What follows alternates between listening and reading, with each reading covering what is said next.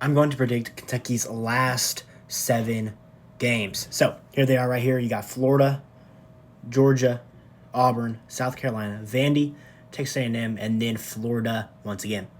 So Kentucky gets a full week off before they go play the Gators right here, ranked 14th in the country. That is the most recent AP poll. Kentucky's entries actually at number 25. The Gators are absolutely amazing, guys. I think they're one of the top teams in the country, in my opinion, even though they're ranked 14th. I think they are probably a championship contender once again. They have an amazing front court in Thomas Houck, Alex Condon, and Ruben Chenilu. I think it's going to be a really, really tough game, especially for Kentucky being able to play for first place in this one. I think the Cats dropped their first one to Florida. Next, we have the Georgia Bulldogs right here, where Kentucky will play them at home. The Bulldogs have actually had a pretty daggone good year. They're 17-6. This team actually has the second over. They're scoring the second most amount of points in the country. Like they're second in offensive scoring. So scoring like 90 some a game, which is insane. But they're a sneaky good team. But I like the Cats at home to get their first win, I guess you could say, out of these last 7. Next, we move on to a tricky road game at Auburn. Well, I think the Cats are going to win this one. Main reason I think the Cats are going to win this one, they're kind of just like Kentucky, but Kentucky's ended up figuring things out, unlike Auburn.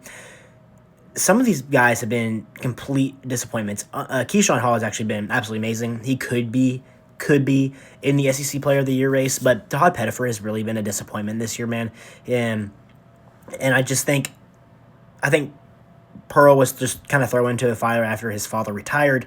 I think this may not be his roster and his roster construction. This was Bruce's. So I just think they're all right. They got some fire to them for sure. But I do think the Cats win this one in a very, very tough environment on the road. I just think the Cats are just better than the Tigers this year. So that's 3 out of the 7 games. I have the Cats going 2-1 in those 3 games. And then next we have at South Carolina here. South Carolina's not good. They're one of the worst teams in the SEC. Even that's kind of a tricky road game right there, I guess you could say. Just catch the Cats at the right spot. But I do have Kentucky beating South Carolina. I just think they're more talented and will get an easy win. And then you got a really, really tough rematch here against Vandy at home. Now, I know they just dropped one to Oklahoma. I still think this team is very, very good. But I do think the Cats actually come out firing and show that they want to fight just a little bit more in this one. I think the Cats get a win against number 19 Vandy right now. That means I would have Kentucky starting 4-1 in this 7-game stretch, 5 games into it. Then you got a really, really tough road game against Texas A&M, and they just play for the number 1 spot in the SEC, which they had that title for a long time, but that now belongs to Florida.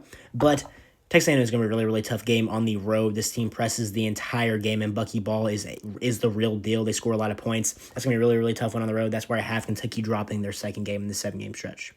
Lastly, they finish off with Florida once more here. I'm going to take the Cats to win that one. A big reason is just because I think having this game at home, Rupp Arena is going to play a big factor in this one, and it's going to be a really, really fun game to end the year. I think I'll show you the last little part here of what the Cats are going. This is what I would have the Cats going, 22-9 as the overall record, and 13-5 in SEC play, which I don't know what the standings would look like, but Kentucky would definitely be up there. I think in at least the top 4, top 3, I think would be pretty cool. And then 22-9 to end in the 20s without double-digit losses. I believe this is the exact record that Kentucky had last year. After what happened in the Gonzaga, Vanderbilt game, all of those games, even the Michigan State game, this is pretty cool. And if they were to end like this, I would be super, super happy and be really hyped up for March.